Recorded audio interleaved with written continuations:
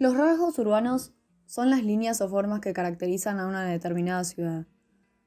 La destacan y la diferencian de otra. Las propiedades y cualidades de una ciudad se basan en el conjunto de necesidades sociales, políticas, económicas y culturales de la misma. Dentro de la urbanización de la Ciudad de México hay hechos que definen la formación de la traza. Los planos y mapas constituyen un elemento sustancial de la ciudad, ya que muestran el continuo crecimiento y los cambios a través del tiempo. En ellos se da la expansión de la mancha urbana ligada a los asentamientos históricos. Partes enteras de la ciudad presentan signos concretos de su modo de vivir, una forma propia y una memoria propia. Hay elementos y sectores de la ciudad que están dispuestos de tal manera que generan un cierto orden. Este orden será analizado en la implicancia que da la traza, en un fragmento de la ciudad y en una obra que sea representada por el mismo. La Ciudad de México fue conquistada por los españoles entre 1519 y 1521. El descubrimiento de nuevos yacimientos de minerales le permitió tener un lugar de privilegio y el desarrollo del comercio. La sociedad estaba fuertemente segmentada, los vasallos del rey, quienes eran los españoles y los criollos, y por otro lado los indios, quienes conformaban parte de las castas. La posición que ocupaba una persona en la escala social se definía de acuerdo a la supuesta mezcla de sangres. Esta división en la sociedad generaba posiciones de mayor poder, que se había reflejado en la arquitectura. Una arquitectura de autoridad que repercutía en el trazo urbano. México se caracterizaba por ser una gran isla que se conectaba por medio de 4 amplias avenidas que dividían la ciudad en cuadrantes.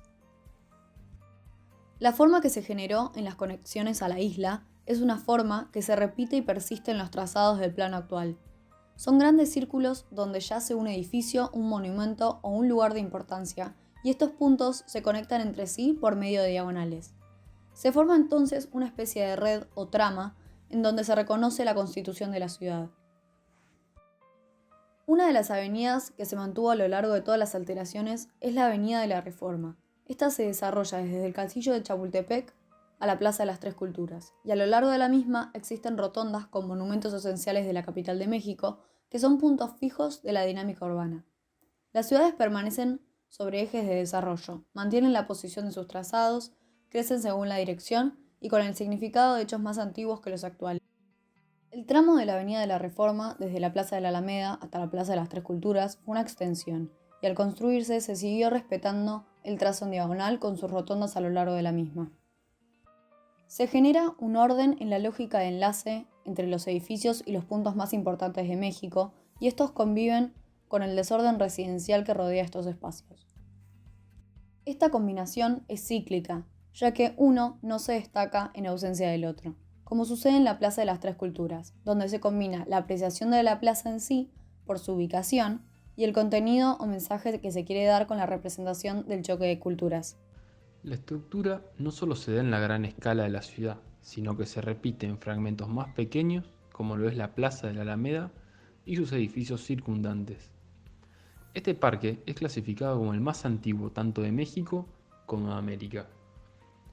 El cuidado de los espacios públicos como patrimonio colectivo representan los lugares significativos de la morfología de la ciudad. En las plazas se detecta el orden en relación a la misma forma y red que se genera desde los principios del urbanismo de la ciudad.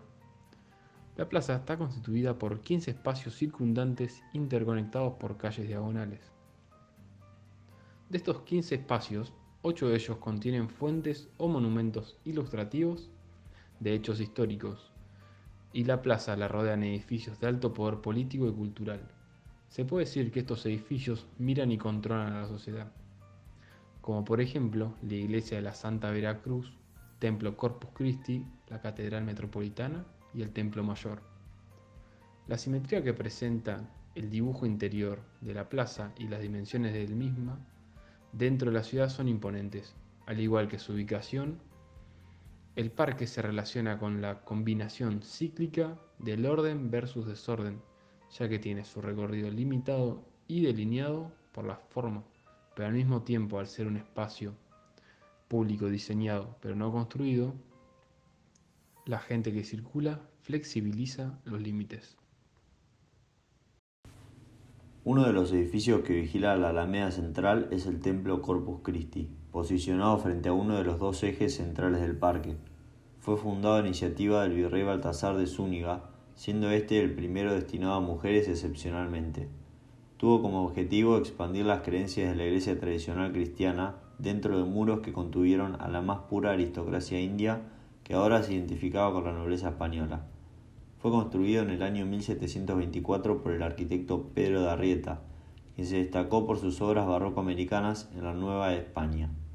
La fachada y estilo pertenecen a este movimiento, presentando una nave central y dos laterales con cierta austeridad y simpleza, tanto en sus ornamentos y materiales como en su interior, lo que de ninguna manera opaca su escala y condición de edificio gubernamental posicionado en este lugar privilegiado, en donde la simetría y la traza de ejes ordenan no solo al edificio en sí, sino también a su entorno, del que se destacan sus bóvedas y su remate. Arquitectónicamente, el templo es uno de los primeros intentos en la búsqueda de nuevos espacios, ya que se abandona el uso de las dos portadas laterales, típico en los conventos de monjas de la época. Por lo tanto, los términos en relación a la organización territorial y a la urbanización repercuten principalmente en entidades políticas y culturales. La historia de la arquitectura y de los hechos urbanos realizados es siempre la historia de la arquitectura de las clases dominantes. Se reconocen aspectos primordiales de la morfología de la Ciudad de México con respecto a sus orígenes y las elabora a lo largo del tiempo.